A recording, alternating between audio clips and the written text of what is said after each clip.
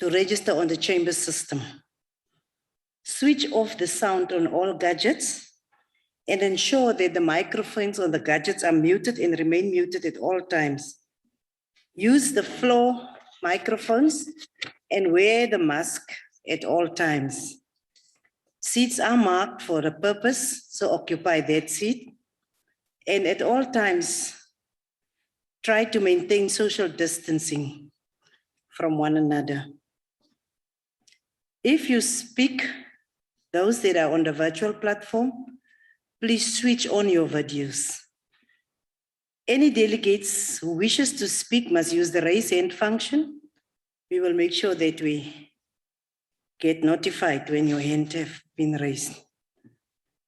And there is allowance for participation in the discussion through the chat room, but not just for some remarks and things, but for meaningful participation.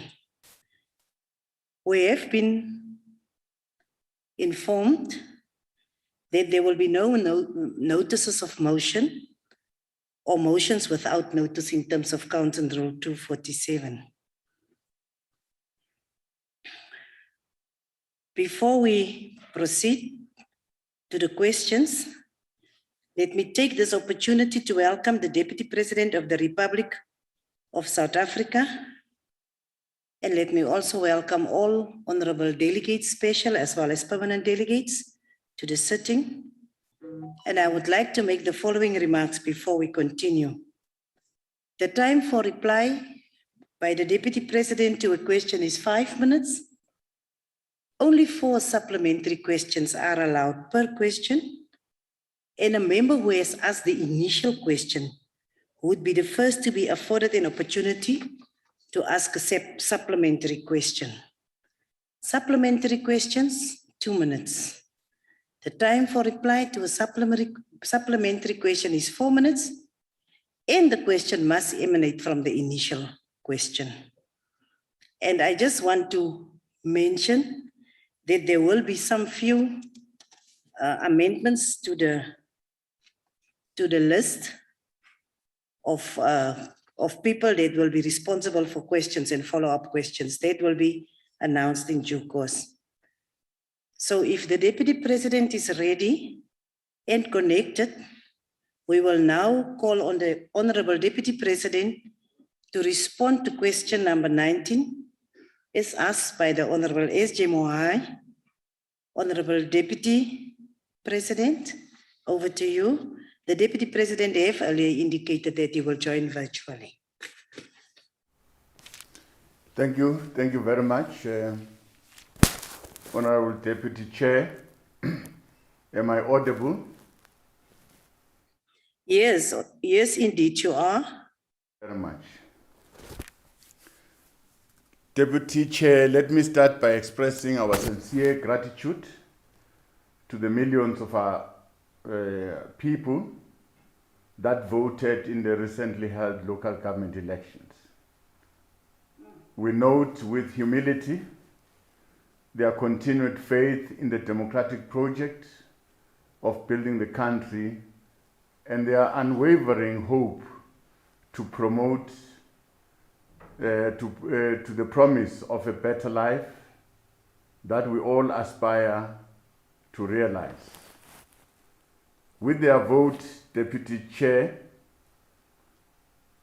a social contract to work with their freely elected representatives in order to improve the quality of life of all citizens and to free the potential of each person as envisaged in the preamble of our Constitution has been renewed. We say this for it is important to underscore the importance of working together with no politicizing of service delivery, and to do so with speed in order to improve the quality of life of all our people. Secondly, we reaffirm that all municipalities remain a priority in meeting people's basic needs. Access to basic services such as water, sanitation, electricity, and refuse removal is what makes our living spaces livable. Municipalities are there to ensure that people's quality of life and living conditions are of the desired standard that safeguards and guarantees human dignity. Honorable Deputy Chair, our rapid response measures aim to address in good time any emergent challenges at municipal level to prevent the collapse of services to our people. We do so for we are mindful of prevalent institutional challenges faced by a number of municipalities. Some of the areas that require improvement are on leadership capacity, managerial capacity, technical and project execution, especially in infrastructure projects, as well as financial management skills to ensure sustainability of all our municipalities. Obviously, some of these challenges and weaknesses are well documented by the Auditor General as part of our financial and performance audit outcomes. For instance, in the report of municipal audit outcome presented in July 2021, the Auditor General confirms that the audit results under the outgoing administration are showing little signs of improvement from previous administration. The Department of Cooperative Governance has identified through the 2021 State of Local Government Report 64 municipalities as dysfunctional and needing urgent support. These high-risk municipalities, as characterized by, among others, infighting, poor weakness, poor weak decision collection, decision making, poor performance, lack of consequence management, poor collections of revenue and poor response to service delivery complaints. Unfortunately, such failures have a ripple effect on finances of municipalities and inevitably the quality and speed of service delivery. Therefore, we should look into these performance challenges and provide targeted programs with a view of improving the performance of our municipalities.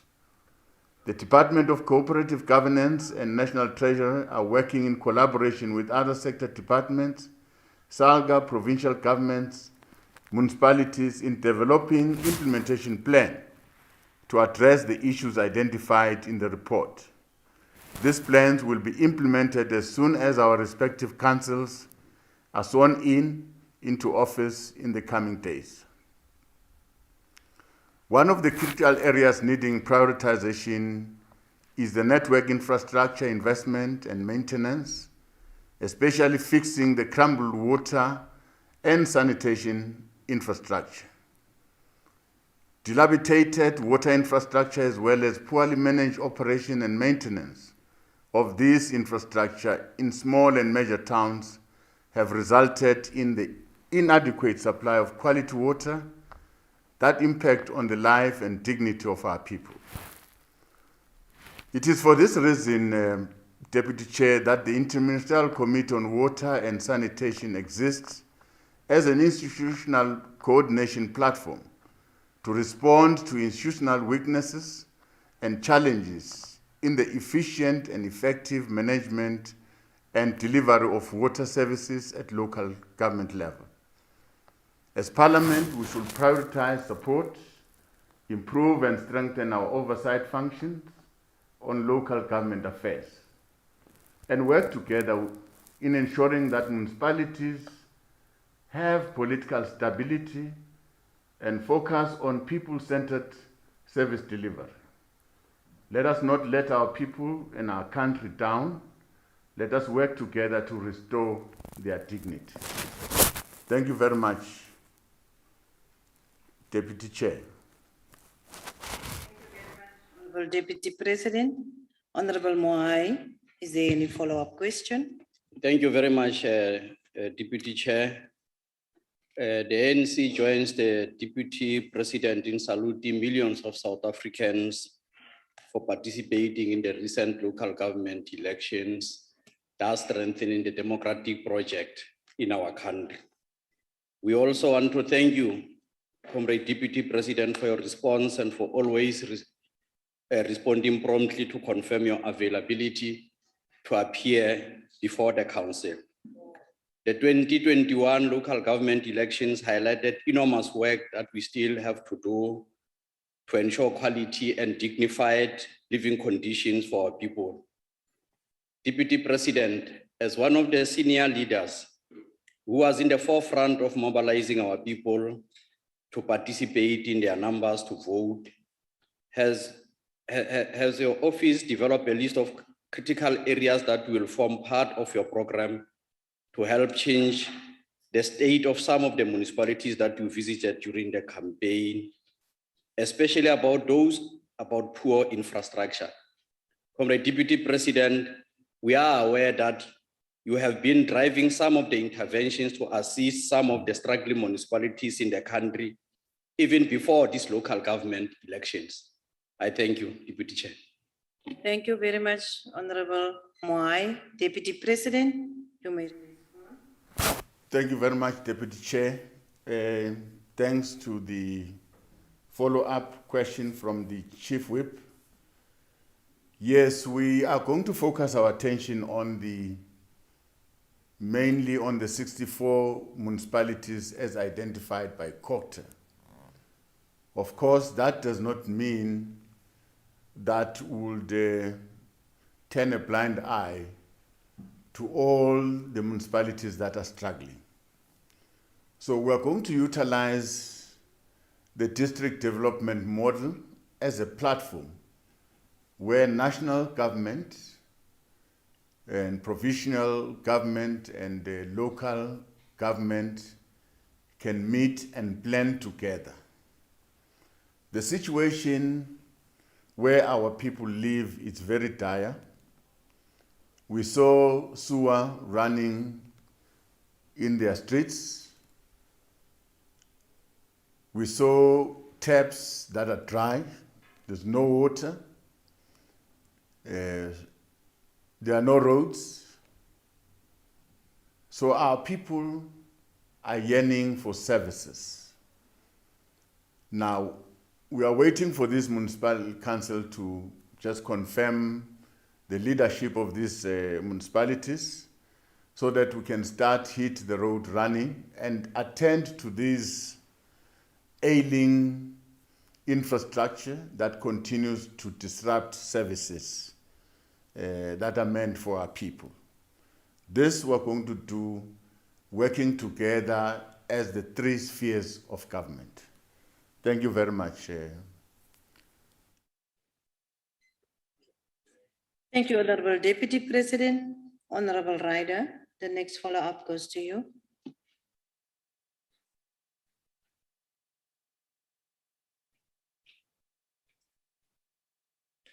Thank you, Deputy Chairperson.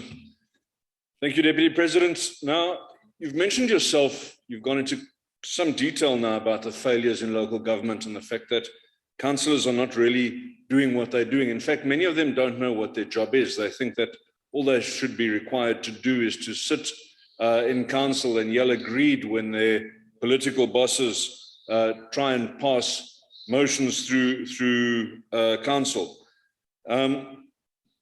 But the Deputy Minister of COGTA recently also feigned surprise when she found out that 62% of councillors don't know how to use a computer. Now, the fact is that communities elect their representatives, they elect their councillors. And so using a computer should not be a prerequisite for office. The only prerequisite should be that the councillor is representative of their community. But during the term of office, and certainly nearing the end of the term of office, when the comment was made by the Deputy Minister, councillors should be sufficiently upskilled that they can do their jobs well. If this is not the responsibility of COGTA to facilitate, then I wonder what your Deputy Minister, and of course the Minister herself, have been doing in their offices for the past few years. Surely training and upskilling of councillors which would help service delivery in local government, lies at the feet of the COGTA department. What consequences will there be? We all talk about consequence management, Deputy President. What consequences will there be now that the people of South Africa, by staying away from the elections held recently, have shown their disdain for the process? What consequences will there be for the Minister of COGTA for her failure to uplift the state of local government over the last 2.5 years that she's been in office? Honorable Deputy President, over to you. Thank you, Deputy Chair. And thanks to the question from Honorable Raider. Well, Honorable Raider, you're correct that it is not really the duty of a respective councillor to know how to use a computer before he or she can be a councillor. And the community would choose anyone according to them who's fit, who can lead them. Now, it is also the responsibility of the very same council to ensure that councillors that are working in that municipality are fully capacitated. Council should put aside money to empower their own. Yes, it is also the responsibility of a provincial government, the MEC for Finance and the MEC for COGTA, to also support these municipalities in their respective provinces. It is also, yes, the responsibility of our Minister of COGTA to also support, but that must start with the council itself. Remember, we've got 3 spheres of government. We can only come in where there was a request that was made to the provincial government and to the national government. But we're taking this comment very serious because some of the failures that we've observed is due to the lack of necessary skills and capacity from these councillors to do their work. Thank you very much. Thank you, Honorable Deputy President. The next will be Honorable Mokause.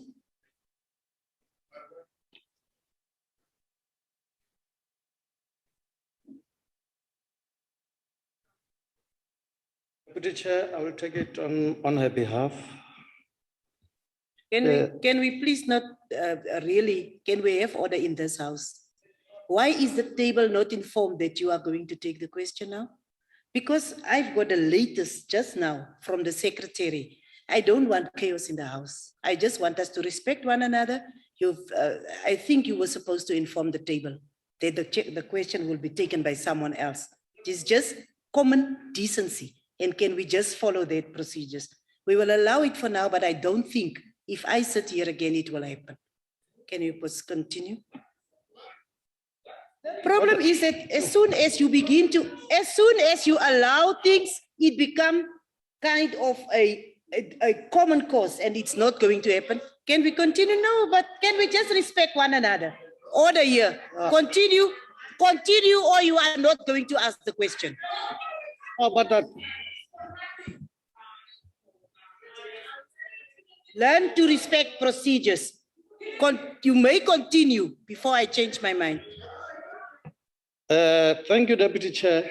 Even though I don't see any chaos there, because we have a right to discuss amongst ourselves. Deputy President,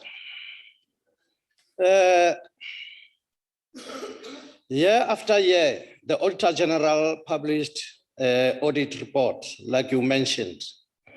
And we all know what the problems are, but there seems to be a little appetite to deal with the issues head on. Municipal officials and their political heads, they do as they please. because there are no consequence management. What has the government done? If you can clarify there, what has the government done or is going to do in order to ensure that there is consequence management for those who repeatedly ignore the recommendation of the Auditor General? Thank you. Thank you, Honorable Deputy President. Thank you very much, Deputy Chair.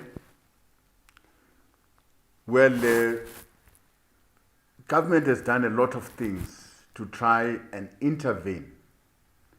Firstly, you'll be aware that as the National Council of Provinces, you also supported a number of interventions, Section 139A, 139B, 139C, taken by provinces, because all of us should concur that in that municipality, we need to intervene because services have collapsed. We have done so into a number of municipalities, but some did succeed, some did not. After lifting of the intervention, they relapsed. Well, we have noted that the main challenge that is affecting our municipalities is leadership.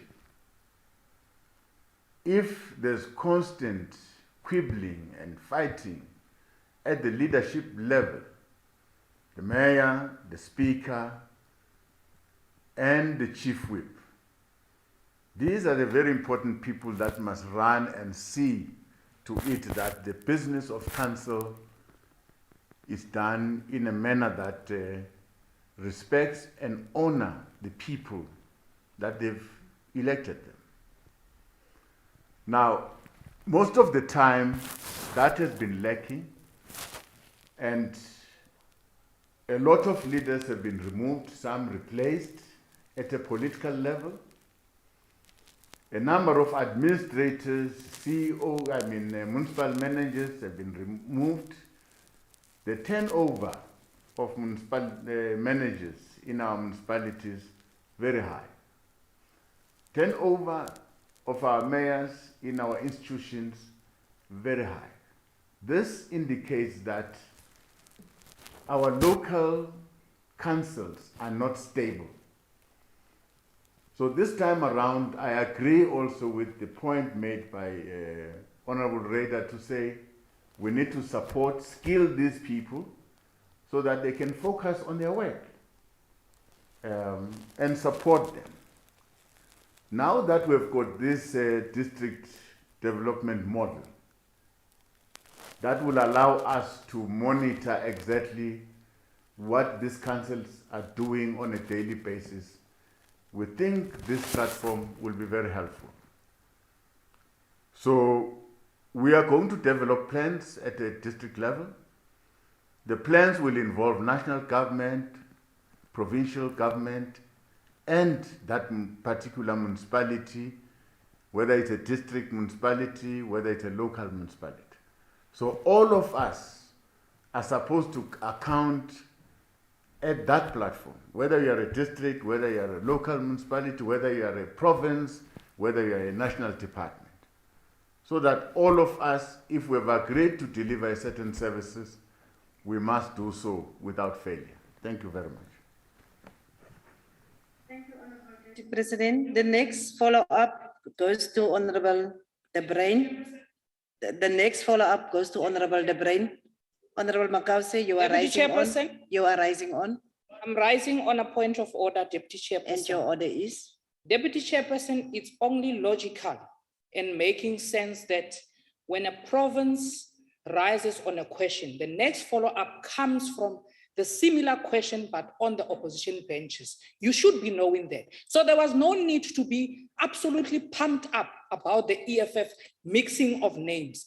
Moletane comes from the Free State. I just needed to correct you, Deputy Chairperson. When you sit at that chair, you should be knowing the rules. Thank you, Is Deputy there an Chair. order? Is there any order that you want to make? What is your order? Because I still didn't hear that order. Can we, yes, Honorable Moai? If The questions are on the names of members of the House. And it is irrelevant, it's uncalled for, that attack to the Deputy Chairperson. The Deputy Chair understands the rules of the House. Thanks. honorable members, may we continue? Honorable De Bruin, you Thank you, make, Deputy Chair. the next follow-up is from you, and let me apologize to you for that disturbance. Continue. No problem. Thank you, Deputy Chair. Deputy President, the projected cash flow of about 50 billion rand for municipalities over the midterm or the medium term, it is inevitable to think that there will be much more failed municipalities where interventions will be needed. Have you extended the capacity of the intervention teams to compensate for this? And if so, to what extent? Thank you. Honorable Deputy President, I hope you got the question. I'm sorry, Deputy Chair, the sound was faltering a bit, so I could not get the question clear. I also, I could really, we also couldn't hear. Honorable De Bruin, if you don't mind, can you just repeat the Yes. question, please? Okay, surely. I was asking Deputy President, with a projected cash shortfall of 50 billion rand for municipalities over the medium term, it is inevitable that we will see more and more failed municipalities where interventions will be needed. Have you extended the capacity of intervention teams to compensate for this? And if so, to what extent? Thank you. That is supposed to go to local government. Well, it's a situation that we're facing as a country that, given the current pandemic, the economy, we're supposed to spend what we have. But we think the district development platform will be able to help us to combine the resources that we have as government. For instance, if the Department of Water and Sanitation can work together with the province, the Department of Culture in a province, and work together with a municipality or a district, we can be able to deliver water to our people. Working together with the Department of Mineral and Energy, together with the Department of Culture in a province, we can be in a position to deliver electricity to our people. So this kind of a platform is fostering us to use our resources sparingly and in a purposeful manner. And we're able to measure the performance of the plans that we've put together, and we're able to monitor ourselves. Yes, the money that the shortfall, it's very dire, it's a huge amount, but I think working together can undermine the shortfall, and we can deliver services in a faster way. Thank you very much. Thank you very much, Honorable Deputy President. We will now go to question number 20. Honorable Deputy President, is asked by Honorable TJ Brataseth. Deputy Chair, following the July unrest and violence that led to more than 359 deaths, law enforcement agencies are still busy with investigations against all criminal acts and violence of looting that took place during that period. In line with the dictates of our constitutional democracy that subscribes to the rule of law and equality before the law for every citizen. Therefore, there is no justification to mention the names of those accused in this House, as it is a matter of public knowledge that some of those accused of inciting the unrest have already appeared in courts. In each of those cases where there is evidence of criminal conduct, such individuals will be prosecuted in accordance with the laws of our country. We are pleased that the affected provinces of KwaZulu-Natal and Gauteng are starting to normalize, and business and logistic networks are back to full operations. People's security and livelihoods have been restored in the main. As for what measures has government taken to ensure the security of the country and its people, the President has appointed a panel of experts to conduct a thorough assessment of the country's response to deal with such incidences in future. Upon the conclusion of this work, this panel, Parliament will have the opportunity to engage with the findings and recommendations thereof. In the final analysis, the events and subsequent aftermath of the July unrest is a stark reminder that the project of building and consolidating a democratic society that is inclusive and reflective of the aspirations of our people as contained in our Constitution is still far from being over. We would like to acknowledge the support of all partners in finding practical solutions to the problems on the ground and who have supported efforts to restore calm in various affected areas during the post the unrest period.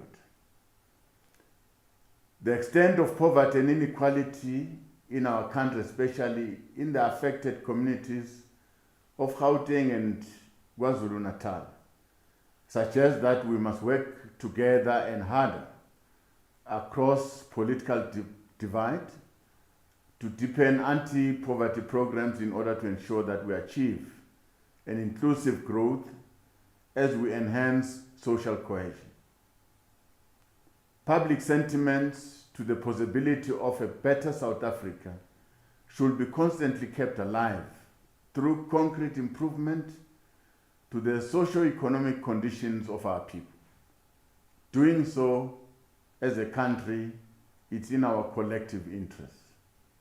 For as long as the poor feel that the system is leaving them behind and is benefiting only a few people, we run a risk of this section of our people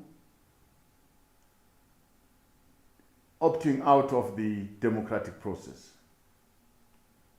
Therefore, it is incumbent upon all of us to find shared solutions to ensure that such incidences never repeat themselves. Thanks, Honorable Deputy Chair. Thank you, Honorable Deputy President. Honorable Brataset, is there a follow-up question? There is indeed a follow-up question. Thank you, Deputy Chair. Deputy President, I must take issue with you. If you were to visit Durban, you would know that there are many, many, many businesses, especially in the Springfield Industrial Park, that are still not open. Perhaps you should come and do an oversight visit sometime. Mr. Deputy President, your attempted obfuscation today lays bare the reality that your government will not act against those in the golden circle of influence. We all know what the unrest was about. We all know that it was geared to liberate former President Jacob Zuma from prison. We all saw the Zuma children on social media calling for this, calling for the unrest, calling for all the problems. And today, you cannot give us one name. The people of South Africa are not fools, Deputy President. The people of South Africa demand answers. When will you and your government put South Africa first and the ANC and its cronies a distant second. I thank you, Deputy Chair. Honorable Deputy President. Thank you very much, Honorable Deputy Chairperson. From where I'm sitting, Honorable Deputy Chairperson, more than 18 people have been arrested, and that process, like I've said, is currently before the courts of our country. Now let's leave that. Let's leave the institutions that were put in place. Now, if by any chance we have got some information that can help our police, can help our justice system, we should step forward and give that information, because we want to restore order in our country, and we want those who are involved to finally be accountable. So we know where to go. And I'll encourage our people to report such cases to our law enforcement agencies. I also take note that as much as we say the situation is back to normal, we understand that there are businesses that have put application to SASRIA for support. The Department of Trade and Industry and Competition. Now, a lot of work is being done to support small businesses by the Department of Small Business. So all the interventions are starting to take root.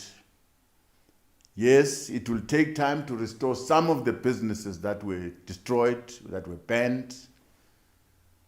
But as we can see now, our national routes are all open, trucks are moving in, they're carrying some logistical items. So life is beginning to take root again. This we must encourage, and we must encourage the donation by good Samaritans that came into the space to help our people in the time of need. So the situation will improve, but let's wait for the report so that as a country, as these houses, we can discuss and make recommendations to the President in terms of how bad, Honorable Deputy Chair. Thank you, Honorable Deputy President. The next follow-up will be from Honorable Mtetwa. Ngiyabonga Mongameli, sekela Mongameli we-South Africa. Ngibonga nokuthi nje uvuma ukusho ukuthi ama-systems ethu yiwo lawa lenza isimo sibe nzima. Bese senza ukuthi noma ngayiliphi ilunga lomphakathi lizithole seliyi-victim yebantu labalwisana ne-state, baze balwisane ne-democratic yethu. Ngala ma-system labangawaboni ukuthi asebenza kanjani and asebenza kancane. Mongameli, umbuzo wami ke usekuthenini, to what extent is the social relief grant is assisting government to respond to the immediately relief in addressing hunger, poverty in our community, especially given the ravaging impact of COVID-19. Sibonge nokuthi lapha KZN ko Phoenix ekhona ne-commission lelwisana nalento bokhuluma ngayo kuyinamhlanje. Siye nalapha eSpringfield akhuluma khona umnumzane Rackefeller, kukhona lese sikubona kwenzeka kusukela manje kukhombisa ukuthi kuyasilungisa lesa simo. Ngiyabonga Mongameli. Thank you very much, Honorable Mtetwa. Honorable Deputy President. I'm sure you've got the question. Yes, thanks, Honorable Deputy Chairperson. Well, right from the onset, I must say that the 350 rand, we know very well that is far from addressing the needs of our people. Now, if you give a family the 350 rand, that family will still remain below the poverty line. But we're of the view that at least you'll have provided a relief.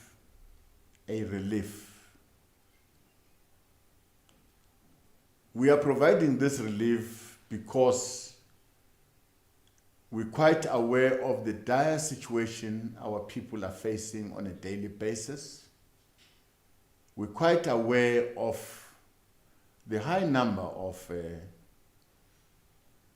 unemployment in our country because of a number of factors that are caused by the challenges that we are facing.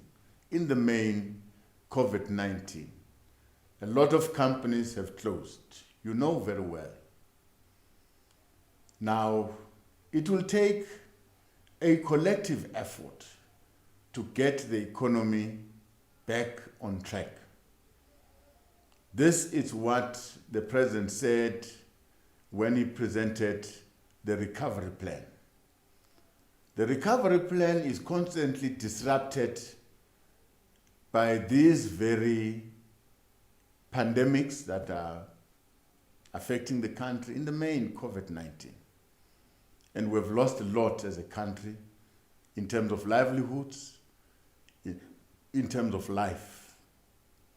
So we should shoulder on, but ensure that our people should not die of hunger. So that is the impression and our thinking about this 350. It is not adequate, but it goes a long way to assist our people. Thank you very much. Thank you, Honorable Deputy President. Honorable Ntube, you will be asking on behalf of Honorable Ngwezi.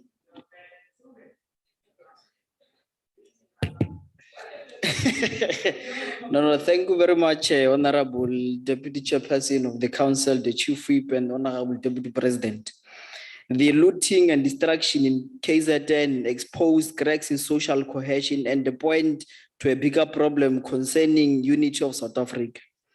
Honorable Deputy President, the state is a permanent entity and the ANC contests power so that it can capture a state to advance its policies to change the livelihoods of our people. We want to check with you, Honorable Deputy President, what steps are you taking to ensure that in future, differences in diversity will not be exploited in a similar manner, and how will you build a peace among the affected communities? And lastly, how will you measure the success of these steps? Thank you very much. Thank you, Honorable Ntube. Honorable Deputy President. Thank you, Honorable Deputy Chairperson, and thanks for the question.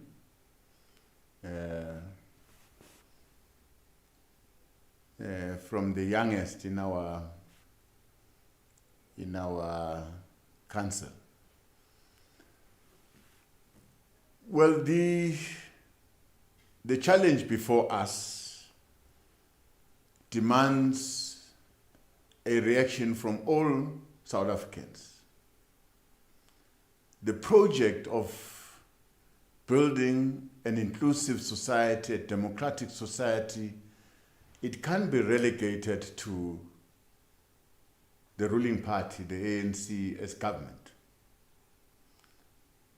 This project should be pursued by all South Africans without failure. Why? Because the issues that seeks to threaten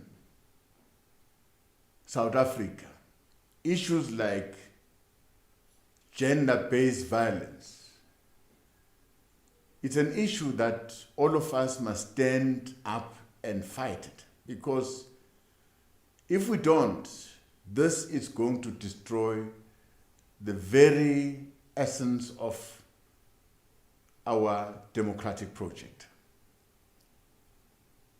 Issues like racism.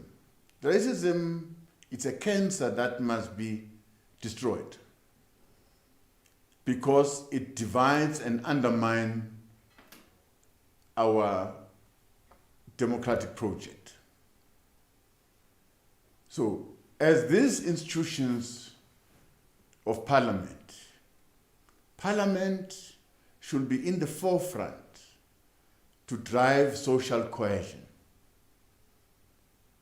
deal with gender-based violence wherever it rears its ugly head, deal with racism, mind our language in these corridors of Parliament, because we are leaders of the people, we must lead by example. It can't be relegated to a government department, government institutions. Yes, I agree that government institutions carry a lot of responsibility, but equally so, our people must also play their part. One other thing that can undermine our democratic project is poverty. Poverty knows no line, knows no color. Poverty affects people across the spectrum. It is our responsibility as a nation to fight poverty and uplift those that are at the lower rung of our society. If we don't do so, those people who are poor, who are hungry, they will get disinterested to the democratic project. Probably, I'm not saying that it's a fact. Probably that is why some people are starting to stay out of the voting process. Because the voting process supports our democratic project. If people are starting to stay away from the voting process, that means they don't see the benefit or the fruits of being a voter, constantly voting in every 5 years. Now we must encourage our people to stand up and build this democratic process for the sake of all of us. Social cohesion, it's our responsibility. Thank you very much. Thank you, Honorable Deputy President. The last follow-up on question 20 will be Honorable S.A. Lutuli. Ngibonge Sekela Sihlalo. Sekela Mongameli, okwenzeke KwaZulu Natal kanye nase-Gauteng was racial profiling of Black people by both racist and the state. Ubandlululo lubonakala luyinto esijwayelekile lapha eNingizimu Afrika yize noma sithi sathola inkululeko ngonyaka ka-1994. Umbuzo wami Sekela Mongameli uthi awucabangi ukuthi lesimemezelo esenziwe uMongameli uRamaphosa sokuthi kusazozilelwa lo owayengumbulali engumhlukumezi futhi ehlukumeza abantu abamnyama uDe Klerk kufana nokuvuvuzela usawoti kanye nespirits emanxebeni asavuza igazi kubantu baseNingizimu Afrika. Ngiyabonga. Thank you, Honorable Lutuli. Honorable Deputy President. Thank you very much, Deputy Chairperson. And thanks to the question. To try and respond to the question, well, it's not about the president, it's not about former President F.W. de Klerk, it's about us. It's about our country and where we come from. We are coming from those painful days. It was very difficult to emerge out of that pain. Well, if we can go back, all of us have got stories to tell. Painful stories that can discourage us from going forward. We might tear ourselves apart. We might be angry. But we've got a duty to restore peace, to restore justice and democracy in this country. So my appeal is that reconciliation is necessary from a country like ours. We're coming from a divided past. We've lost too many people. Some we don't know where they've been buried. They were missing in action. Some families are not able to find closure. But we've got an obligation to take a step forward and move on. I understand the pain that you're having, Honorable Member.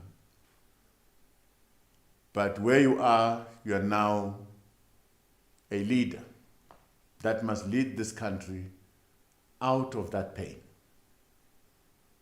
There are too many people that are feeling this pain, but you must give them the assurance that tomorrow will be better.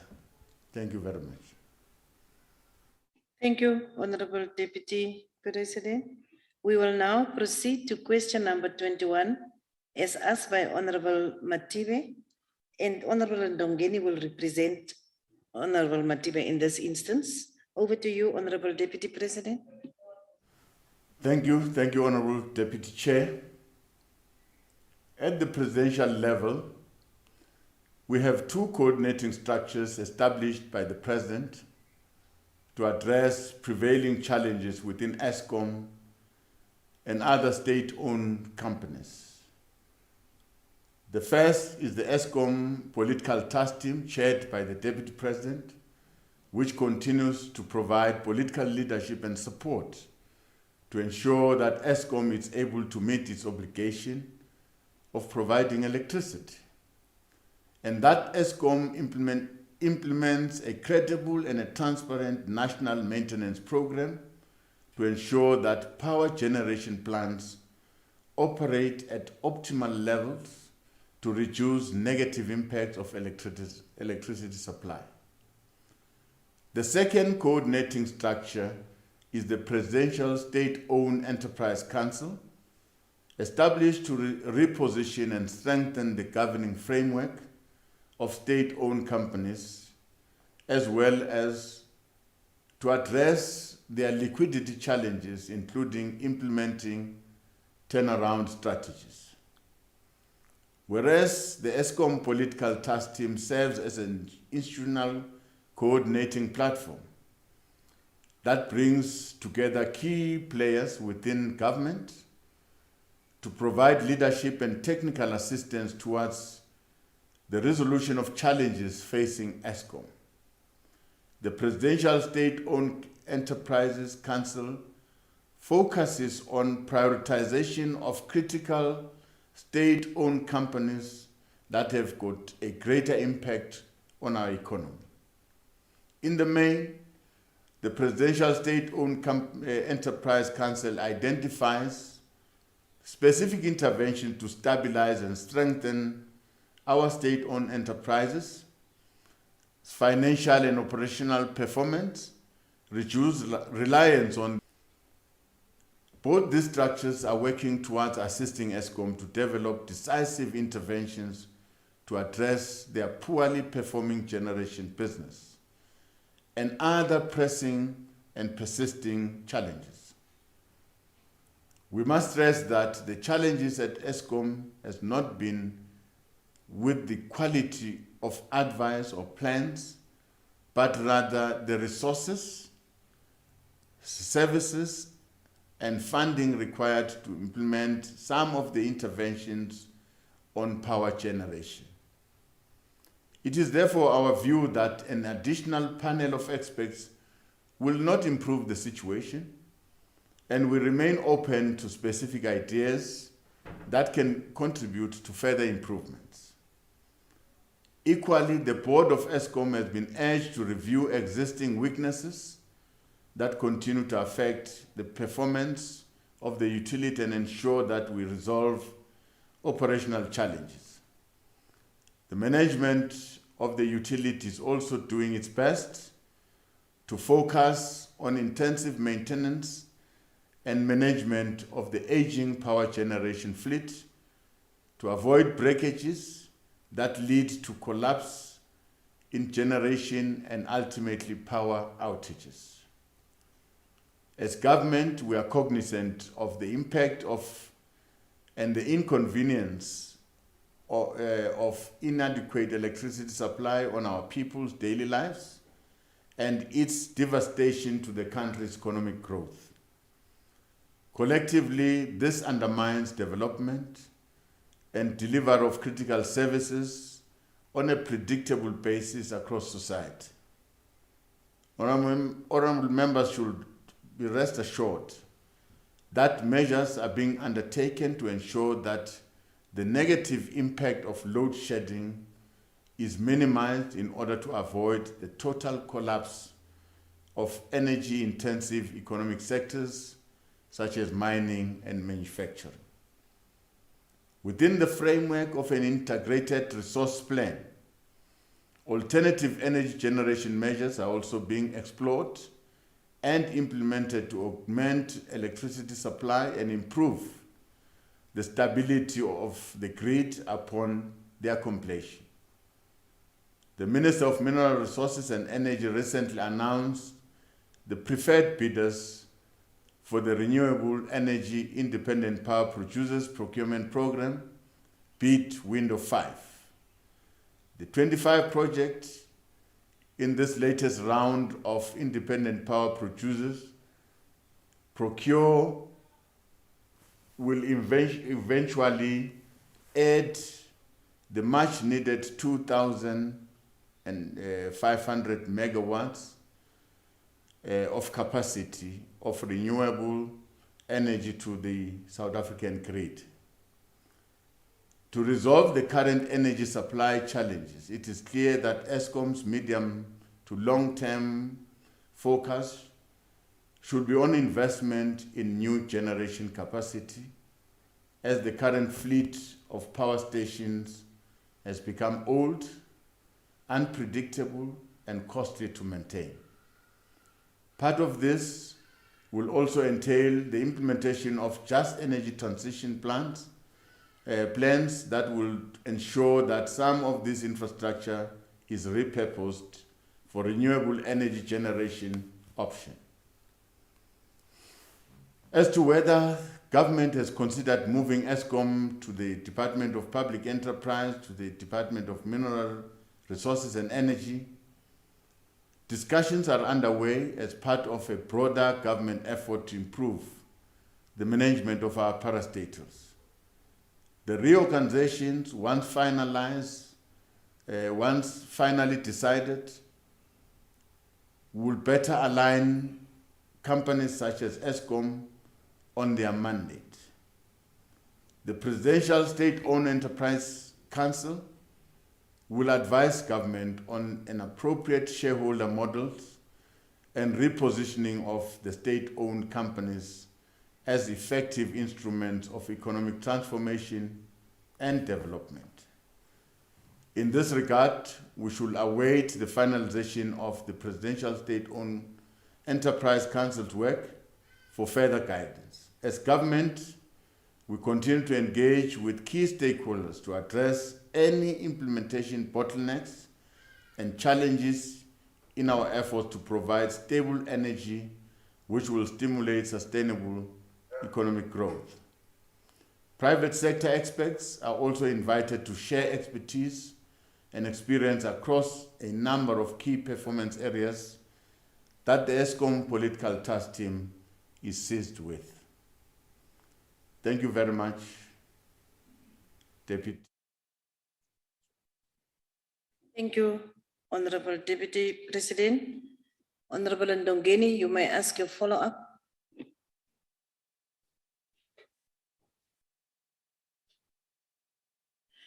Enkosi Sekela Sihlalo. Ndiyabulela Sekela Mongameli obekekileyo ngenkcazelo othe wasinika yona. Kwenzela into yona sihlale sisazi uba kwenzeka ntoni na. Kodwa ndinombuzo nje. Nanku umbuzo wam Mongameli.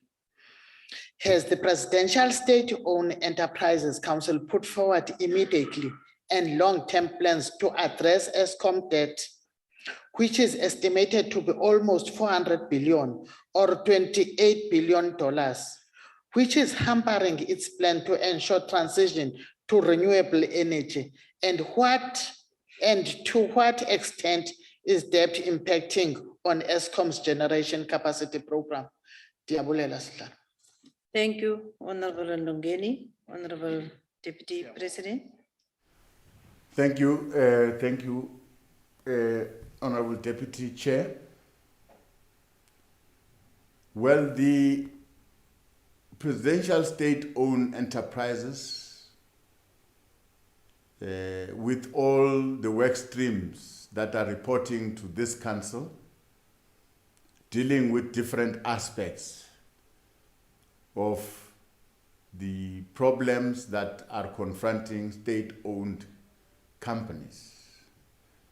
For instance, there's one work stream that looks at the measure of some of the state-owned enterprises so that we are effective, we eliminate duplication. There's another one that is looking at the financial viability of such state-owned enterprises. And we expect that the final report that will be presented to the President will be coming with recommendations that talks to all these issues, but in the main, the financial standing and proposed support in the main to parastatals like ESCOM. ESCOM is in a dire financial situation that it's not very easy to resolve. We are looking at a strategic partner that will come with the necessary expertise and skills that can complement ESCOM and ease the financial burden. But we will cross the river when we are there. Currently, we are looking at this additional generation capacity as approved by the Department of Mineral and Energy. Some have started to connect to the grid, but the energy that has been, the generation that has been connected to the grid is not enough to offset the shortage. That is why you see some load shedding there and there. Thank you very much, Honorable. Thank you, Honorable Deputy President. Honorable De Bruin. Thank you, Deputy Chair. I hope I'm more audible this time around. Deputy President, with regard to the generation capacity issues at ESCOM, we all know that thousands of skilled workers were lost in ESCOM over the past 2 decades. So are there efficient skills development at ESCOM to ensure that there's enough qualified and skilled staff for the purposes of generation? And with the load shedding being implemented on a regular basis, are there any plans in place to ensure that renewable energy do not go to waste during load shedding intervals in the interest of constant and reliable energy supply? Thank you. Honorable Deputy President. Thank you, Honorable Deputy Chair. Yes, the shortage of our electricity, our generation capacity, could be attributed to a lot of factors. Firstly, we are running old power plants. So the energy availability factor is no longer reliable. Today they can tell you that we've got this amount of energy available, but tomorrow the situation has changed because we've got aging infrastructure. That becomes a problem for the management of ESCOM because the number of unplanned outages, they become now more than the number of planned outages. That disrupts the plan that ESCOM is following. That is why from time to time they must go for load shedding because of unplanned disruptions in their plans. So we cannot undermine the fact that these plants are very old and somewhere they need to be replaced. And to replace these plants, ESCOM must find money. And that is one reliable option that ESCOM must do. ESCOM must replace some of these aging power plants, which are becoming very expensive to maintain. They are very unreliable. Now, secondly, yes, the amount of energy that we're getting from the independent power producers is helpful, but it's not enough. Some of the energy that we're getting from solar energy. You'll understand that solar energy is only available during the day, not unless you have got a storage capacity that you can store and utilize that energy during the evening. But as we speak, that energy is available during the day and it's fluctuating. When it's cloudy, you are not getting the desired amount of energy. So yes, it's augmenting to the problem, but it cannot fully resolve our problem. Thank you very much. Thank you, Honorable Deputy President. Honorable Ms. Brenda Matebula.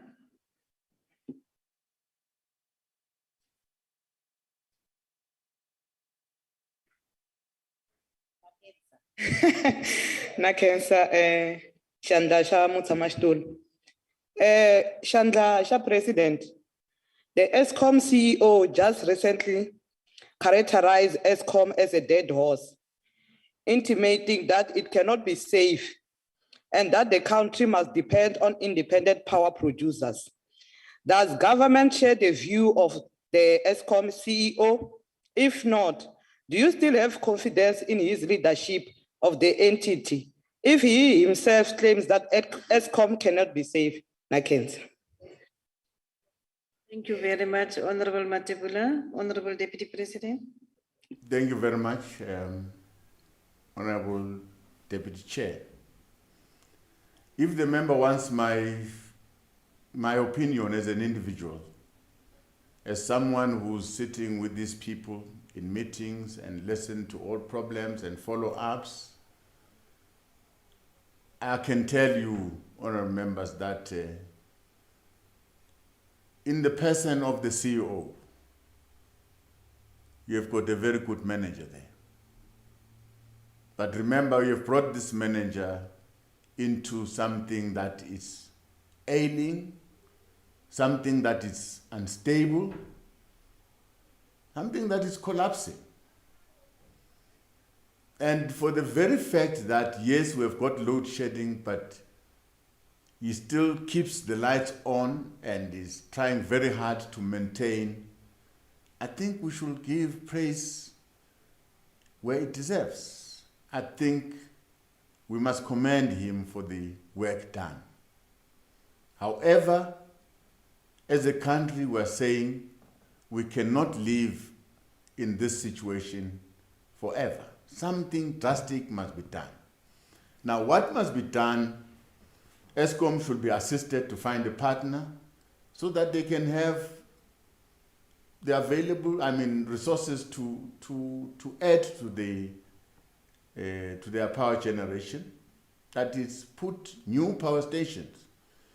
If they can put more, 3 or 4 power stations, that can stabilize our problem once and for all. Independent power producers, yes, are very helpful, but the amount of energy that they are bringing into the grid is not stable. It fluctuates. If it's about wind, the wind will fluctuate. There are moments where there's wind blowing very high, and then you'll get energy. When the wind slows down, you get very little energy. When there's a sun, you get energy. When there's very little sun, cloudy day, the amount of energy that you're making is very low. Yes, renewable energy is the way, and I think they will improve along the way, and will improve even the storage of that energy so that we can utilize it. But the current challenge that we have is now, how do we get rid of load shedding?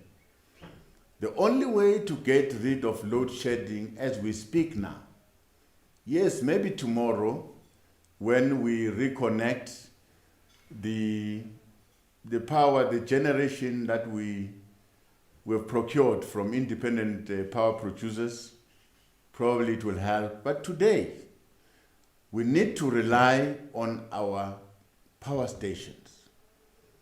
Now, message to ESCOM is that try and improve your planned maintenance.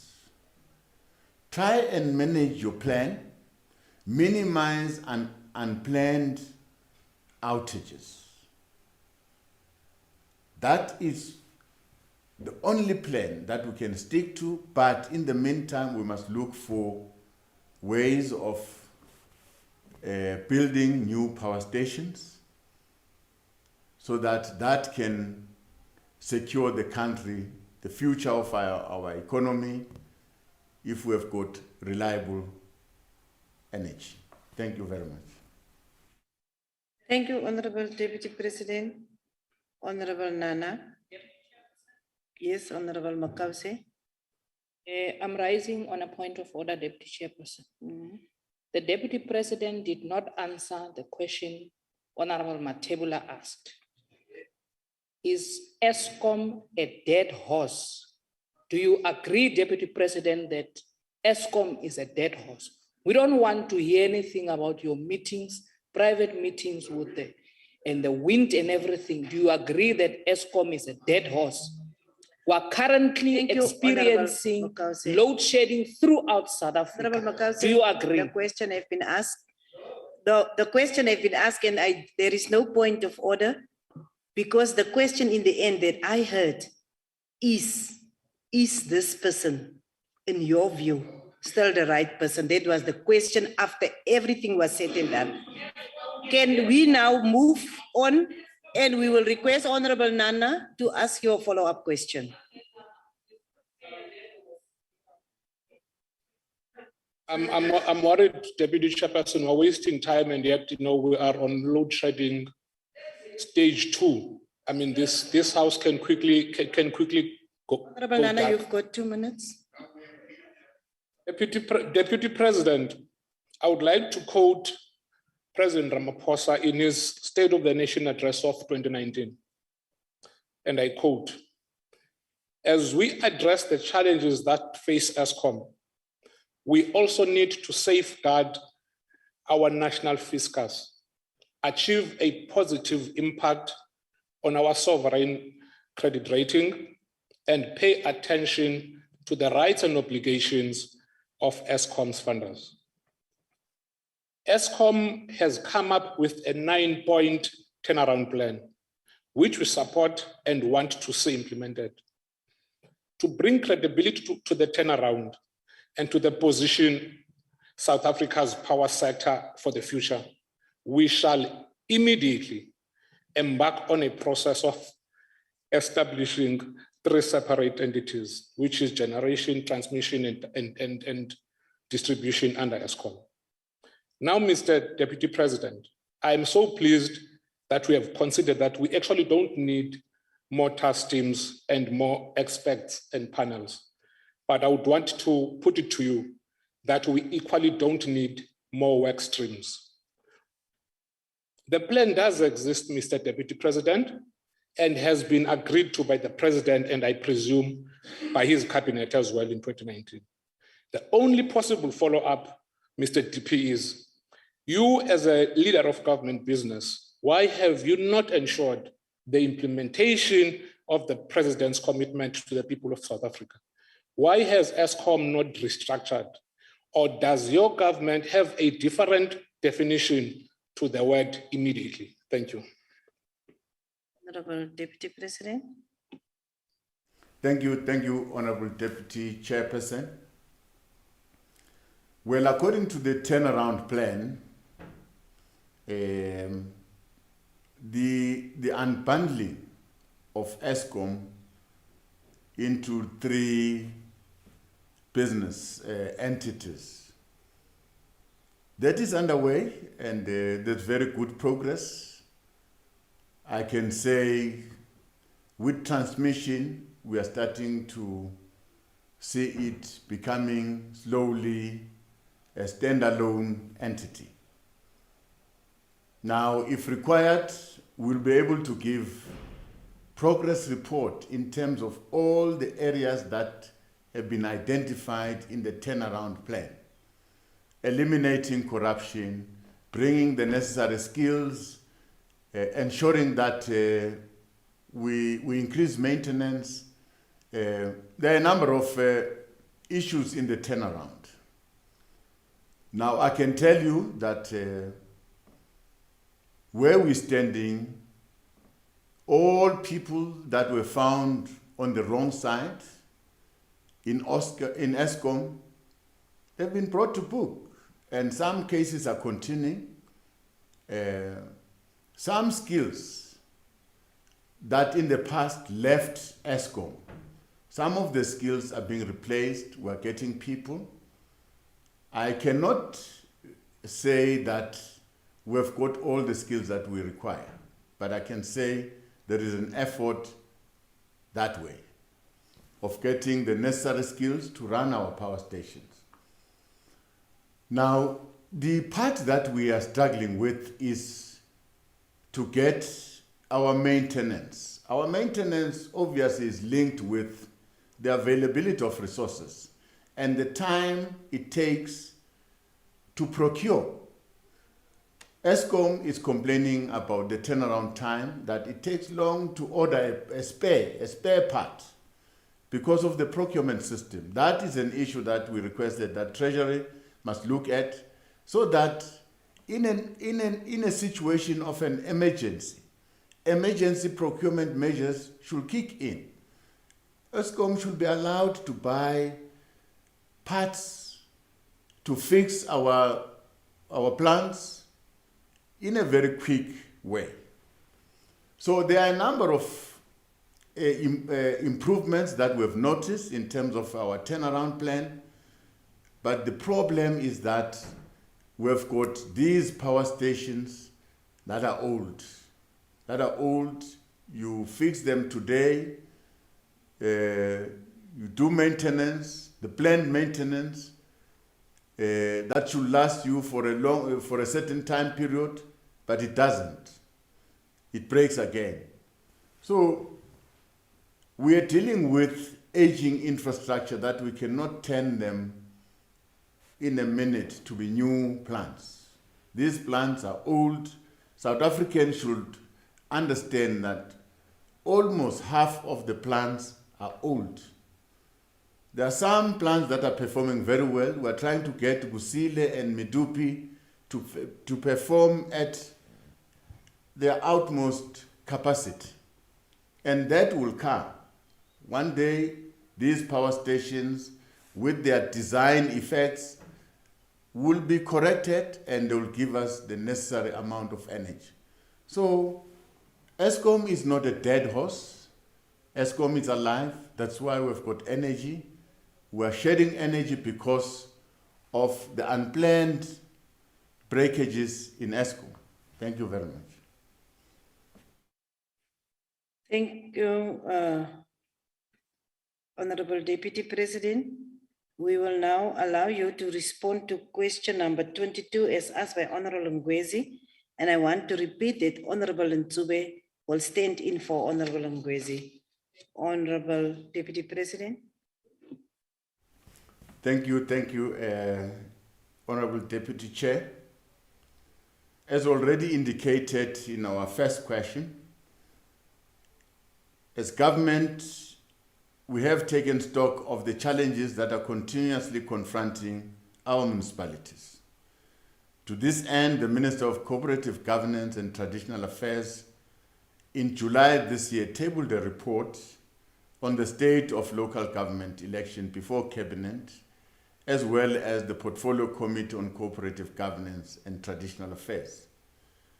The report confirms the correlation between failures in governance and political oversight as the primary cause underpinning the increase in a number of dysfunctional municipalities. In the main, these challenges relate to inefficient financial management and governance systems, poor delivery of basic services like water and sanitation, electricity, equitable provision of sustainable human settlement, and crumbling and dilapidated infrastructure. As part of focused government intervention, the Department of Cooperative Governance and Traditional Affairs, in collaboration with the provinces, SALGA and National Treasury, has developed a framework to guide the process of developing, implementing, and monitoring the municipal support and intervention plans in the 64 municipalities that were identified as dysfunctional. It is envisaged that as commitments made in these plans are being implemented, service delivery will improve, thereby reducing the prospects of and frequency of service delivery protests. We remain optimistic that the coming local government Lekgotla, which will be attended by the incoming local government leadership, will come up with innovative solutions to implement municipal support and intervention plans.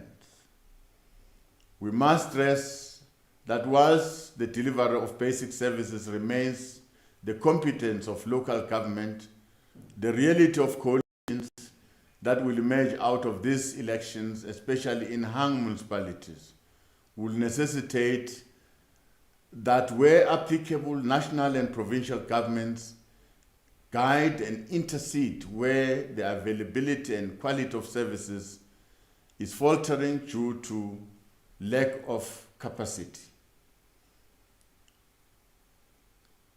As for low voter turnout, we are not in possession of any empirical evidence which suggests that poor service delivery, especially by outgoing government's administration, has resulted in low voter turnout during these elections. In fact, there are many variables, including the ongoing COVID-19 pandemic and the related risk adjustment restrictions. This is a trend elsewhere in the world where elections were conducted under similar conditions. The fact that some people did participate is an illustration of their commitment to democracy. This is what we must build on. Having said that, it is important to point that as we are campaigning for our parties, some of the criticism leveled upon us as leaders is of our own making. We get preoccupied by our own responsibilities of office as members of parliament, members of the executive, as mayors and councillors, thus spending less time talking to our people and responding to their needs. Leaders must listen to the people and respond to the issues they raise that affect them at a community level. In our view, all leaders must make themselves available to be at service of our people and continue to work, unite our communities.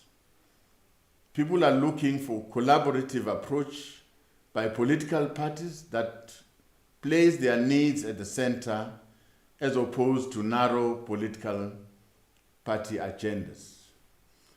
To improve the situation, the arrogance of leadership must give way to humility. We continue to work hard to restore the confidence of the people by implementing municipal intervention that government has put in place. Thank you very much.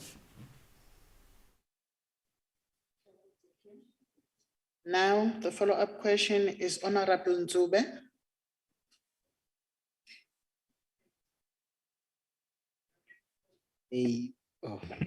Thank you very much, the presiding officer, Honorable Deputy President of the Republic of South Africa.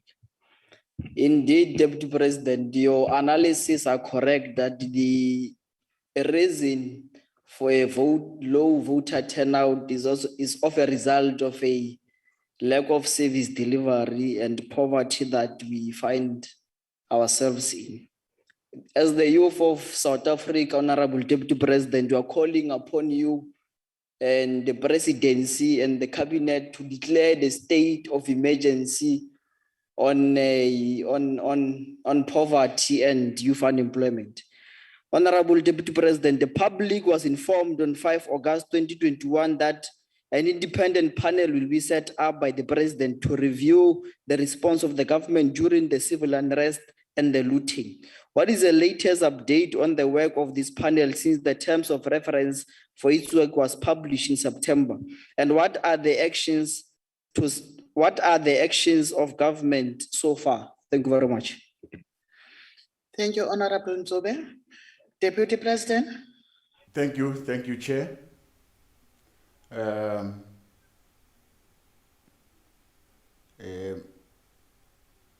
Well, on the panel that has been instituted by the President,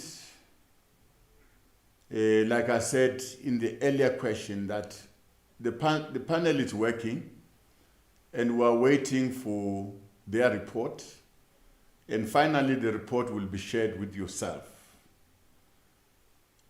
We are not ruling out a number of factors that may come out of the report, but probably it's best not to preempt the report. Of course, service delivery is one of the problems that makes a community, a society angry. Lack of water, lack of proper sanitation can anger our people. But in the main, also poverty accounts to a lot of distress our communities are going through. So like I'm saying, there are a number of reasons that can cause a protest.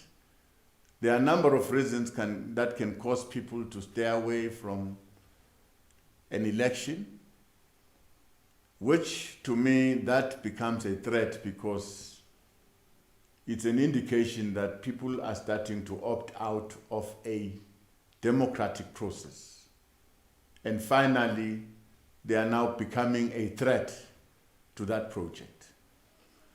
But I'm sure when we get the report, we'll be able to discuss this report and the recommendations to that report for the president to implement. Thank you very much. Thank you, Honorable Deputy President. Now it's Honorable Okamp.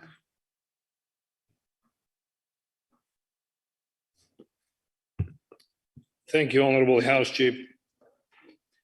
Honorable Deputy President, you are aware that we recently had the lowest voter turnout in the history of elections in South Africa. Now, whether you agree with that or not, one of the main reasons cited for this poor voter turnout is the fact that South Africans are feeling disillusioned with the dismal state of service delivery by all spheres of government in South Africa. We further know that some of the main reasons for the extremely poor levels of service delivery by the various ANC governments are firstly cadre deployment, which led to the appointment of a large number of incompetent officials who does not have the expertise to exercise the duties in pursuit of service delivery. And secondly, it is the endemic corruption which has become synonymous with the various ANC governments. Honorable Deputy President, do you therefore agree that in order for government to curb this low voter turnout and to improve its responsibility of service delivery and the eradication of corruption, it is absolutely vital that the policy of cadre deployment must immediately be replaced by a system where only fit for purpose, competent officials are appointed? If not, why not? And if so, what are the relevant steps that will be taken to ensure the eradication of cadre deployment and the appointment of competent officials, which every voter in South Africa requires? Thank you, Honorable Deputy Chair. Okay, DP. Thank you very much, House Chair. Well, in response to the question, I think the honourable member is not really against cadre deployment, but is suggesting that cadre deployment must produce the right people for the positions. That means we need to deploy skilled people. As long as your deployment policy can deploy the right people, I don't think that we'll be having a problem. The complaint is that if this deployment policy is not deploying the right people, the complaint put forward is justified. And I take it, but I'm not quite sure that we should be conclusive about the reasons of this low voter turnout. There could be many reasons. For instance, yes, I'm not ruling out that people are frustrated about basic service delivery, water and that and that. Yes, I accept that. But as I was campaigning, I met a group of young people that said, we're not working. We don't see the reason to go and vote. So for them, as young people, employment and unemployment is a problem. That is their reasons. So there could be a number of people that have not voted because of various reasons that affect them directly. So we hope to learn from this report that we are going to get from the experts. But yes, as leaders in this house, we know that poverty, hunger, unemployment, poor service delivery, poor leadership, you can count all these factors. Probably they account for this low voter turnout. But it's a question that is before us now, triggered by the unrest and the disruptions in the two provinces. That then allows the country to drill deeper into the causes of this unrest. And in the main, and the outcome of the elections, we must find reasons why our people are opting out of this democratic project. Thank you very much. Now it's Honorable Arnold. Thank you, House Chairperson. Deputy President, there is a growing perception that those in political office serve only their interest and the interest of those who fund them. Ordinary people therefore feel excluded. People see the business people who funded President Ramaphosa to win the ANC conference getting fat business deals, which confirms the view that government leaders only serve their own interests. My question to you, how destructive is the involvement of business leaders in political contest? And do you not think that this is a danger to our democracy? JP? Thank you very much, House Chair. The very essence of being a public representative, you are basically a servant of the people. That means you must serve the people without really serving your interests. I agree with the member, and that cuts across the political divide. All leaders must serve the people. The experience that I've gone through this past election, public representatives were missing in action. Services were not delivered, and people were left alone. I have seen that in a number of wards where I went to campaign. Yes, you're correct. Probably we must ask ourselves as public representatives, whether are we still relevant or are we drifting away from the call of serving the people? Well, business people, the private sector should work together with government because we share the very same space. The public sector and the private sector must work together to grow the economy of the country. But constantly, we are not happy about some of the tendencies and vice versa. That must be condemned. And if there's evidence to that regard, as honorable members, we can report that to the nearest institution. It's a very stable democracy with stable institutions.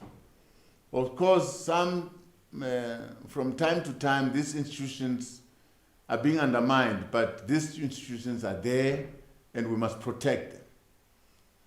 So it's one thing to talk about a crime and not report the crime. So I'll encourage members, where we think things are not going very well, let's report that crime, so that public representatives do what they are elected for, to be servant of our people. Thank you very much. Thank you very much, Honorable Deputy President. We will now call on Honorable Mtetwa to stand in for Honorable Dodovo. Thank you, Deputy Speaker, for allowing me to take this question on behalf of Comrade Dodovo. Deputy President of the country, to what extent is the increase in the number of hanging municipalities since the 2021 local government election compounding government plan to ensure stable leadership to drive municipal support intervention plan, especially President, the implementation of effective governance system and solution thereof. I thank you, Deputy President. Over to you, Honorable Deputy President. Thank you, Honorable Deputy Chair. Well, the number of ailing municipalities from the previous report as presented by the Minister of Culture indicated that there are these 64 municipalities that are dysfunctional, that needs attention like yesterday. And we've got more than 163 municipalities that are in a dire state of affairs. That also require additional support. So what I can say, Honorable Member, is that the local government's fear, it's in dire stress. You look at the collapse of services and the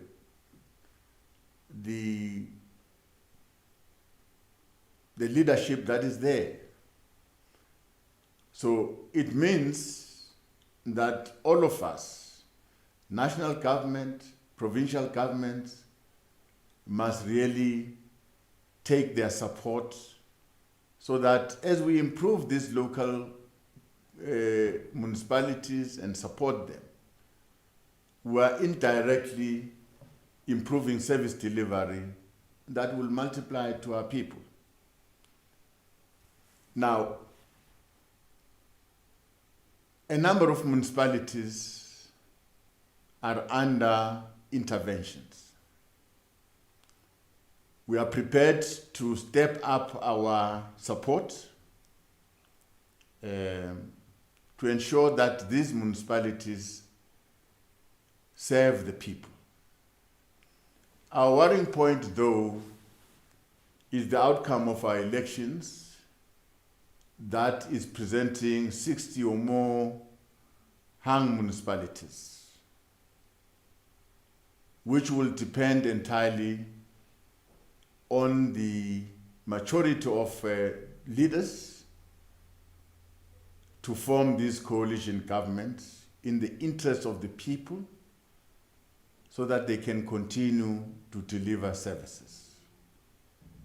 And we are approaching the last days of these negotiations, and leaders must emerge with agreements that will be able to take the work of local government forward. So we want to call upon these leaders of our different parties that are discussing about these coalitions, that they must put the interests of our people first as they discuss. It's not about them wanting that position and that position, but at the end of the day, it's about our people. Thank you very much. Thank you very much, Honorable Deputy President. We will now continue and come to question number 23 as asked by Honorable H.S. Boshoff, and we will now give over to the Deputy President to respond to the question. Thanks once more, Deputy Chair. The President first presented the Economic Reconstruction and Recovery Plan to a joint sitting of Parliament in October 2020.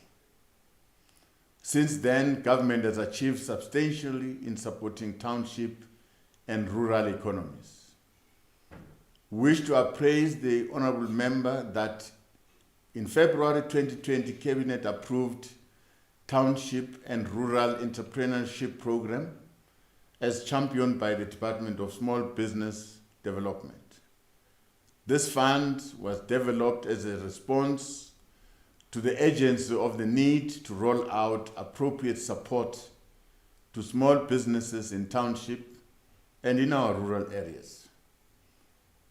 Through the program, qualifying small enterprises are provided with financial and non-financial support to empower them to run their businesses in a profitable manner and also to help them to acquire business equipment, tools, machinery, with a view to increase their capacity to access economic opportunities and further enhance their competitiveness. As of the 31st of October 2021, 289 products manufactured by small, medium, and macro enterprises have been placed on the shelves of major retailers and wholesalers in the country as part of the localization program. These products were manufactured by a total of 45 small businesses, creating over 700 jobs. It is the government's vision that through this program, more products will be locally produced by small businesses for supply to local and global markets and create more job opportunities. At the same time, we need to encourage our public to buy goods produced locally, as this will increase the sustainability and the competitiveness of these businesses that are owned by SMMEs. In addition to the above initiative, the Department of Small Business Development, through its entity SEDA, has established 54 branches through a district-based development approach to align support to the district economic sectors, thus bringing services closer to the people. It has, however, been realized that there are still a number of areas where entrepreneurs are still traveling longer distances to access these services, which is why SEDA is in a process of establishing additional service points. This includes considering alternative mechanisms such as mobile offices to increase access. Furthermore, the department is establishing more incubation centers and digital hubs across the country to add to the 110 currently existing to supporting township and rural-based enterprises. We are pleased that most provinces have begun to practically implement economic empowerment models to boost township and rural economies. Our view is that at national level, there is a demonstrable willingness to consolidate and upscale this initiative. We therefore remain committed to ensure that local economic development initiatives are realized and that they achieve the empowerment of ordinary people in areas where they live. We've always maintained that the critical pillar of our country's industrial policy is a structured focus on the development of new economic centers through our special economic zones and industrial parks that are geared towards attracting private sector investment to boost the growth and local economies, especially in our township and rural areas. This entails the revitalization of the existing industrial parks and sites that link small businesses, especially those owned by women and youth, the global economic value chains. To this end, the Department of Trade and Industry and Competition has a critical infrastructure program that has, at the 31st of March 2020, supported 12 industrial parks with the amount of 690 million for phase 1 of this refurbishment. The focus of the initial phase of the revitalization program is on infrastructure provision of roads and security upgrades, installation of sewer networks, water and electricity infrastructure, and refurbishment of top structures. In investing, has ensured that all SMMEs contracted in developing these industrial parks are located, which are at local level, must be coming from those areas where the industrial parks are. This is in realization that some of the key challenges in the township and rural economies that are faced by SMMEs in particular and entrepreneurs in general include, among others, lack of economic infrastructure, poor access to markets, restricted trading spaces, logistical constraints, and uneven provision of municipal services. Therefore, Honorable Deputy Chair, we are approaching this matter from a perspective that as things stand, township and rural economies are restricted from realizing their full potential by a variety and historical impediments.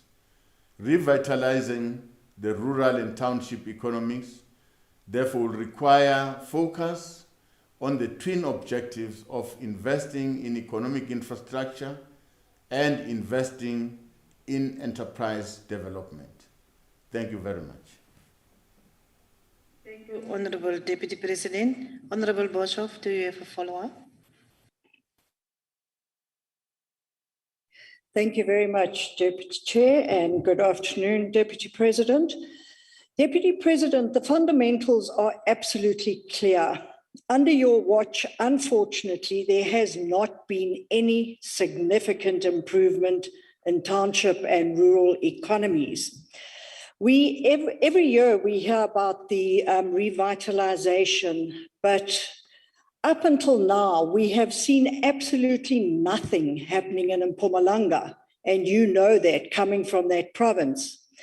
You have to admit the economy has contracted, the unemployment rate has increased, and no significant intervention other than a few grants to connected cronies have been made.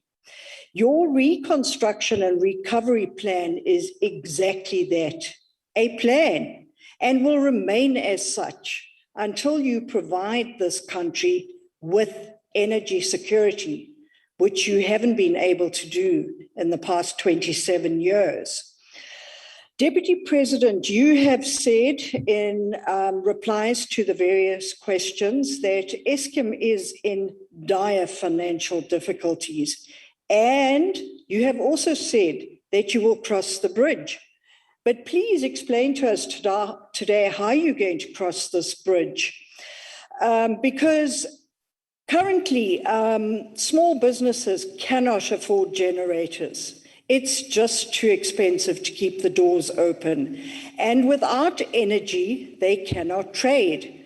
And therefore, my question to you, Deputy President, is I would like to know what happened to the $10 billion worth of investment from Saudi Arabia agreed in 2018 that was meant to revive the energy sector and aid small businesses and ordinary South Africans, and what are the direct benefits resulting from this investment? Thank you, Deputy Chair. Thank you, Honorable Boshoff. Honorable Deputy President, you may respond. Thank you, Deputy Chair. Let's welcome the question. Well, an investment that has been committed to the country from Saudi Arabia depends on the investors, the speed at which they really move, assisted by our institutions to really invest. But if the honorable member really wants to know progress on that specific investment, we can trace it and be able to give her feedback. And I understand why the honorable member is asking this question, because we're talking about economic recovery, and you are citing availability of energy as one impediment. You're correct. But there are a number of impediments also that we're dealing with. I've said in my response that the Department of Trade and Industry and Competition is also assisting in the refurbishment of these industrial parks as well as the special economic zone. The refurbishment deals with the infrastructure that is there, your sewer networks, your water networks, so that these zones can accommodate these small businesses, let alone the availability and inavailability of electricity. But again, the other impediment is the access to funding to these small, medium enterprises, which the Department of Small Business is attending to that. The Township and Rural Entrepreneurship Program, which has been given 2.9 billion. It's meant to assist and support SMMEs. And to date, we have supported almost 727 small, medium enterprises. And we have dispersed almost 212.6 million rand to these SMMEs. Yes, it's a small figure and we have not gone very far.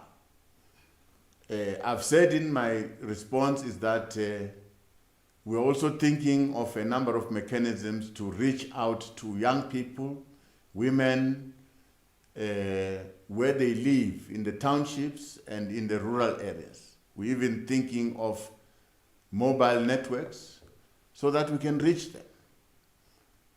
During these elections, we have met young people who are complaining that they want to start their own businesses, but they don't know what to do.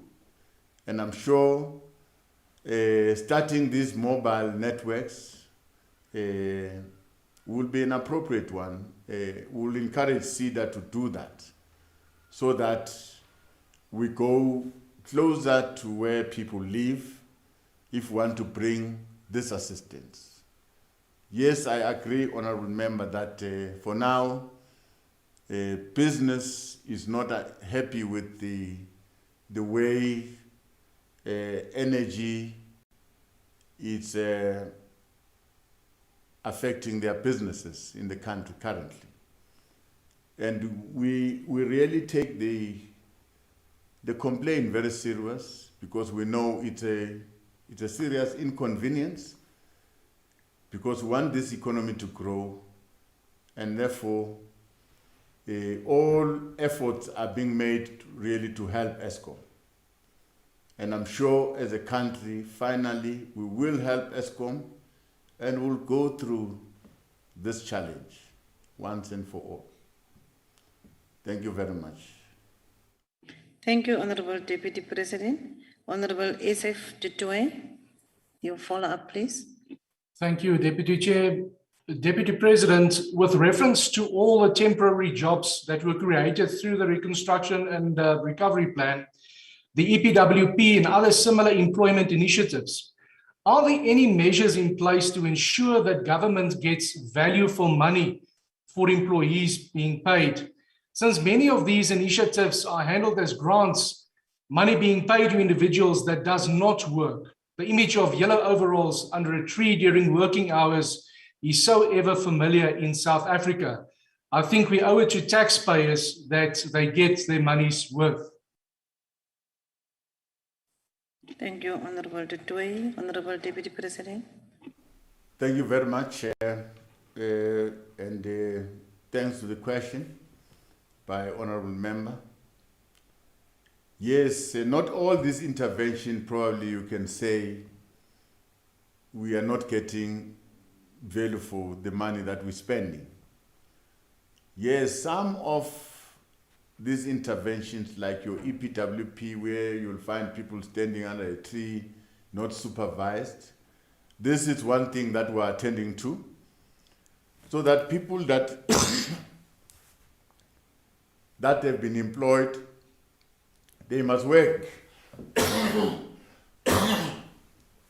Sorry for that. People that are employed must work. But there are certain programs like your teacher assistant. Those programs are really helpful, and there's value for the money that we've paid those assistant teachers that are assisting our schools, and we think we can even add more of those assistant teachers and some administrative posts at the school level. So yes, we are trying very hard to ensure that there's value for money in the stimulus package. Thank you very much. Thank you, Honorable Deputy President. Honorable Moshodi, you can take your follow-up. Thank you very much, Deputy Chair. Good afternoon, Deputy President. And let me thanks for your detailed response. My follow-up question, Deputy President, is to what extent is the township and the rural entrepreneurship program are championed by Department of Small Business Development, benefiting women and youth who continue to suffer the most of poverty, unemployment, and economic marginalization? And to what extent is government ensuring that while pushing a drive to ensure that more products are produced locally by small business, these initiatives are used to create more employment opportunities for women and youth? Thank you, Deputy Chair and Deputy President Kelebo. Honorable Deputy President. Thank you, Honorable Deputy Chair. The amount of money that I've cited as a support for SMMEs, the majority of these SMMEs are led by young people and they are led by women. They are being supported. They are not just given the money and that's it. They are being assisted on a daily basis to manage the affairs of the business. They are being assisted to find markets for the products. I've spoken about the product that they've produced, that is in our shelves of the big retail stores and wholesalers. So yes, though we have not reached the desired number and we have not fully utilized the money that has been given us, but the 2.9 billion, it's a 3-year program. So this money is available for the entire MTF period. But for this year alone, I think we've dispersed 212 million rand to these enterprises that are mainly women and young people. We're still far from achieving the desired goals, and I think there's a need to press on and to become more and more available and closer to where these young people are living, where these women are living. Thank you very much. Thank you, Honorable Deputy President. Last follow-up on this one will be Honorable Mokause. Thank you, Deputy Chairperson of the Council. Deputy President, you also chair the Interministerial Committee on Land Reform, which is supposed to make sure that there's acceleration on land reform programs in South Africa. Deputy President, we are almost in the middle of your term, and we haven't witnessed any of such programs championed by yourself. These programs are worth relating to the land ownership in South Africa. What new programs has this committee recommended to yourself to fast track giving back the land to our people who need to use it for agricultural development? And if there are those programs, are they linked to any coordinated government support to emerging farmers? Thank you. Honorable Deputy President. Thank you very much, Honorable Deputy Chair. Yes, our land reform program is progressing very well, and probably we should give a report to honorable members that should be shared to all members of the council about our redistribution program and our restitution program. I think we've made some good progress in terms of restoring land back to their rightful owners. I can cite one or two examples. Land that has been claimed by claimants that is in the hands of government. All government departments have released that land to the people.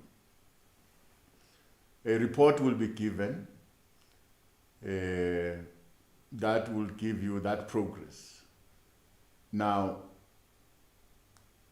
we've identified something more than 700 and something hectares that was supposed to be given to people, and we've made quite significant progress.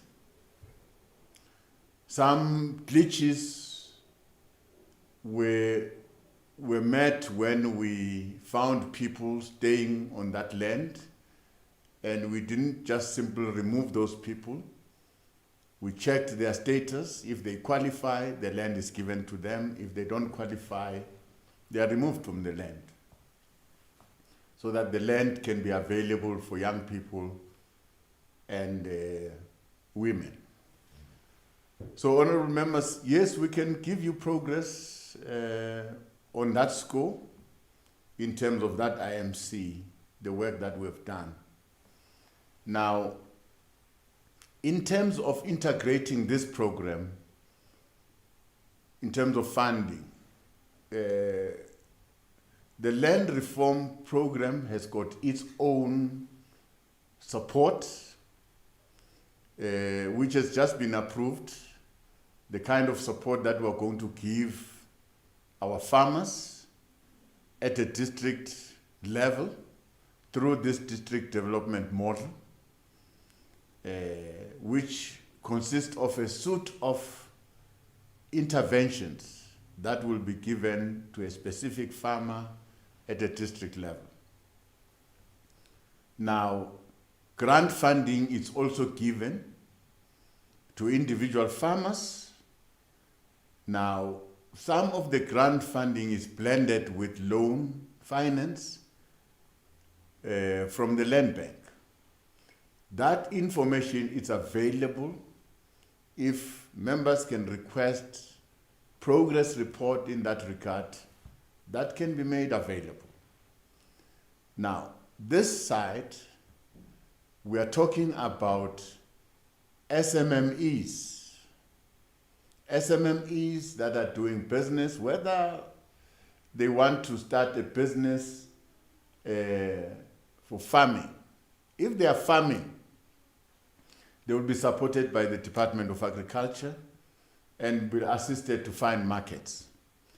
If they are manufacturing goods and services, they will be supported by the Department of Trade and Industry even to find markets, collaborating with the Department of Small Business. So yes, there is some integrations of our program, and we're providing our people with a comprehensive support. Thank you very much. Thank you, Honorable Deputy President. We will now go to question 24, as asked by Honorable Ms. M. Bartlett, and we will give over to the Deputy President to respond to the question. Thank you,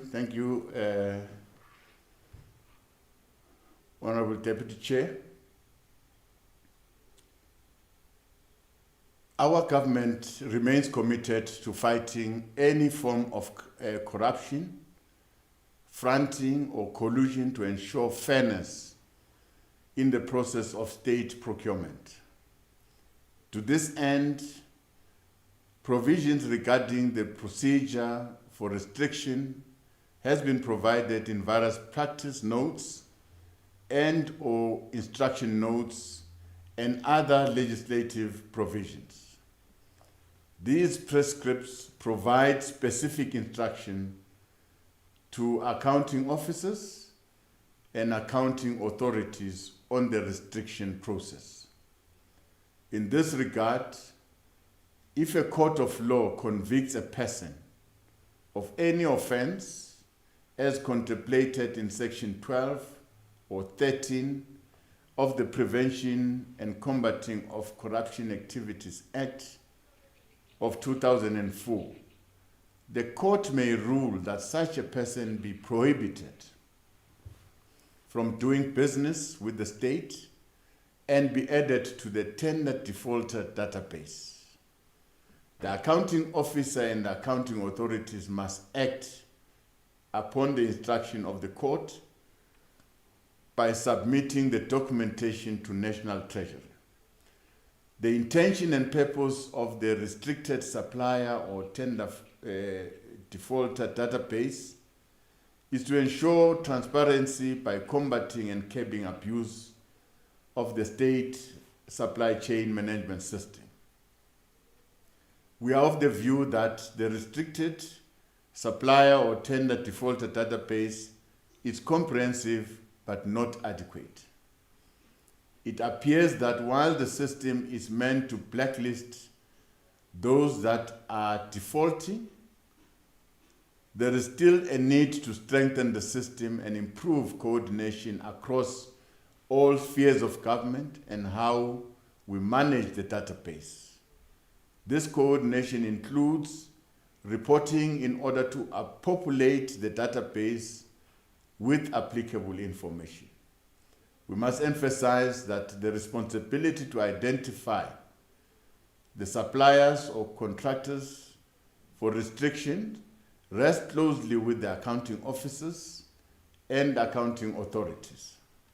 National Treasury is only able to upload the data of the restricted supplier database and the tender defaulter database based on the instruction received from an accounting officer or an accounting authority. Therefore, any failure to institute restriction procedures against suppliers or contractors must result in corrective action against accounting officers and accounting authorities. Further intervention is underway. Further intervention which is underway is the adoption by Cabinet of the Public Procurement Bill for processing by Parliament. The main object of this bill is to regulate public procurement and to prescribe a framework for procurement policy envisaged under Section 2173 of the Constitution. In its regulation, the bill will make provision for mandatory action by accounting officers or authorities in order to combat corruption and fraud within the procurement system. The regulation will also provide the framework for reporting corruption as well as sanctions that may or can impose on any official that does not report corruption activities in line with the framework. It is anticipated that these regulations will close any gap that exists in the current regulations when it comes to mandatory reporting or flagging of corrupt activities within the procurement system. Thank you very much, Deputy.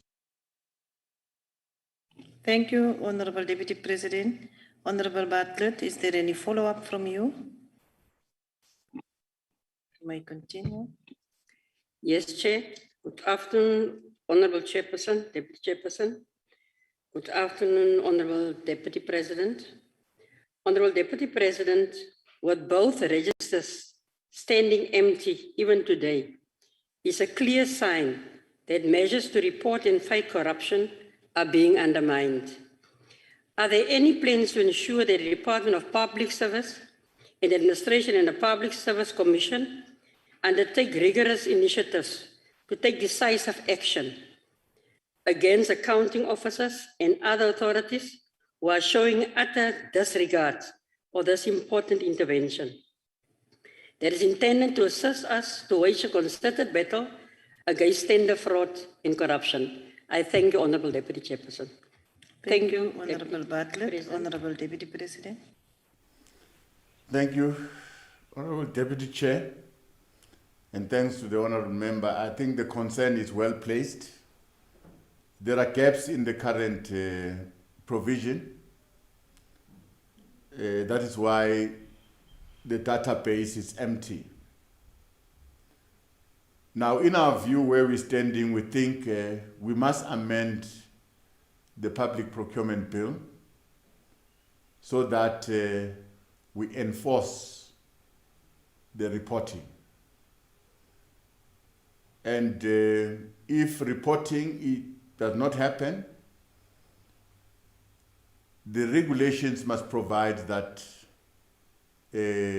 such accounting authorities and accounting officers must be held accountable. Now, that's one aspect that we've realized, that we must enforce this. It must happen. Now, regarding the three spheres of government, we think through the intergovernmental relations framework, this should be one item on the agenda where the three spheres of government should from time to time address this provision of the Act to ensure that every sphere of government does report any corrupt and fraudulent activities occurring in our procurement system, and that is reported to National Treasury. Without failure, it's not going to become a choice, but a compliance matter. Everyone that is charged to be an accounting officer, to be an accounting authority, is obliged by law to report such cases. Thank you very much. Thank you, Honorable Deputy President. Honorable Makause, and will be the next follow-up. Thank you, Deputy Chairperson of the Council.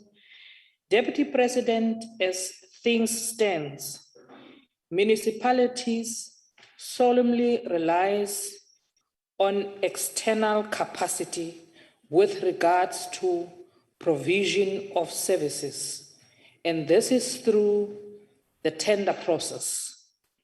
This tender system, Deputy President, is unreliable, it's outdated, and lacks capacity. In fact, this tender system is where corruption gets facilitated by those who benefited from cadre deployment.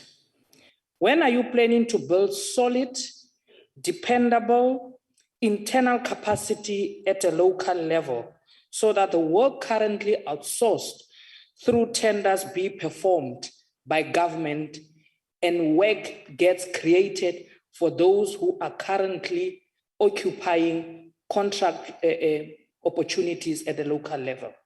Thank you. Thank you, Honorable Makause. Honorable Deputy President. Thanks, Honorable Deputy Chair. Well, let's acknowledge the question. Yes, partly the outsourcing of a tender process to external players that can bring with it a lot of fraudulent activities. I agree with that assertion, because some of the municipalities can't handle the procurement process themselves. We've spoken much about the required skills. I don't think we can harp on this broken record of cadre deployment. We all agree that we should deploy skilled people with the necessary skills at the right positions. But in this case, we've identified omissions in the Public Procurement Act, which does not compel and make it a crime for anyone who is an accounting officer or an accounting authority not to report any corrupt activities, any fraudulent activities in the procurement process. If you don't report it, it makes it an offense. And that accounting officer or accounting authority can be arrested for that. Now, we think we should strengthen the legislation. Strengthen the legislation, close gaps that we see, and then train the necessary people that will handle the public procurement process. Understanding the regulations, understanding the Act. If we want to minimize fraudulent activities and corrupt activities, we must strengthen our legislative environment that will make space for criminals less and less available. It is our duty not to act on the whims of our emotions at times, but we must be guided by legislation. Thank you, Honorable Deputy President. Honorable Boshoff, you will ask the next follow-up. Thank you very much, Deputy Chair. As you know, I'm standing in for Honourable Christians. Deputy President, the register that we are speaking of was established in 2005 under Gazette number 8186. That, Deputy President, is 16 years ago. In the Northern Cape, more than 10, or you may pick a number if you wish, contractors have defaulted on housing projects alone. Minister De Lille is forever pointing fingers at contractors who have failed. Deputy President, the absence of any names on the register shows that government is either too inefficient or too crooked to use this tool to ensure that mistakes are not repeated, mistakes that cost money, that delay the delivery of housing, schools, and other important life-changing projects. As leader of government business, I believe it is your duty to ensure ministers follow through on their duties, as you have rightly said in your reply just now. Deputy President, therefore, when will Minister De Lille be sanctioned for non-performance? Thank you, Deputy Chair. Deputy President, you may respond. Thank you very much. Like I've said, Honorable Deputy Chair, that yes, we acknowledge the gaps in the application of the law. That the law does not make it mandatory to report any fraudulent activities, and failure of which can result into a jail sentence. Now, we're making it now mandatory. So all our accounting officers and our accounting authorities, MECs, HODs, DGs, and ministers will now know that any offense, any corruption case which regard to our procurement process must be reported to National Treasury. That is one thing that we must fix. Now, if we have fixed the law, we'll then make it a point that the law is being followed and we can whip people to follow the law. And we can apply sanctions. Well, it has taken us a long time to really address this matter.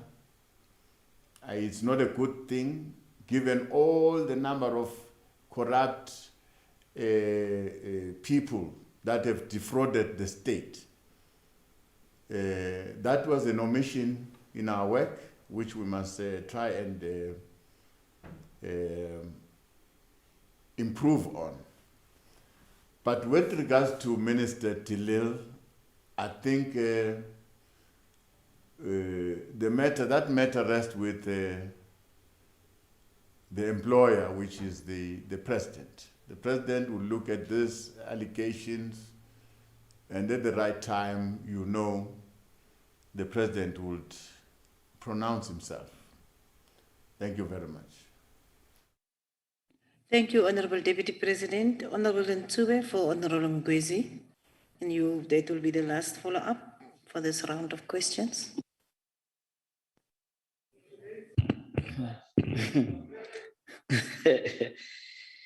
Thank you very much, Honorable Deputy Chairperson of the Council, Honorable Deputy President. In a recent report by a civil society organization, Corrupt Watch, it was found that the register for tender defaulters had no current listing. This register, which serves a critical purpose, essentially, as we understand, lists entities which organs of state are prohibited from awarding contracts. This register was technically brought into operation in 2005 already in terms of the regulations regarding the register for tender defaulter, made in terms of the Prevention and Combating of Corrupt Activities Act 12 of 2004. Considering the important role this register serves, why are there no current listings on the register? What action will be taken to investigate the failures to ensure its proper operations? Thank you very much, Honorable Deputy President of the Republic. Honorable Deputy President. Thank you very much, Honorable Deputy Chair. I think I've said that, the first point of touch is to amend the legislation that will give National Treasury some power to act. It will give even the President some power to act, because it will make it mandatory for anyone who's leading a department, anyone who's leading a municipality, to report any fraudulent activities within the procurement process. If that does not happen, there will be consequences. As of now, these consequences are not there. We're only crying that people have not reported. And what must we do if people have not reported? We must sanction those people. So we think by amending the law, we'll be able to give ourselves enough scope to act. And I think I regret that we took this long to deal with corruption in our procurement process, which corruption has been rife in a number of cases, and this corruption has not been reported. But of course, we must hasten to say it's not that there was a vacuum. We have got institutions like SIU who have been investigating, bringing people to book. It's not like there was nothing happening.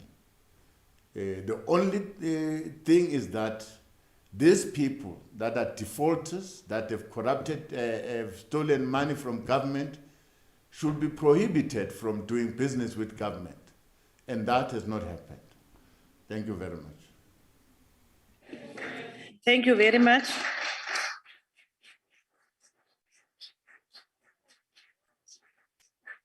Honorable delegates, that ends the session of questions for this plenary. And with that said, I would like to thank the Deputy President for availing himself and also for the fact that he have comprehensively responded to all the queries that have been raised.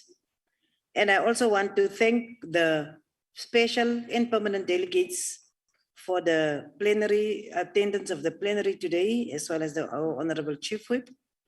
And that, honorable delegates, concludes the business of the day.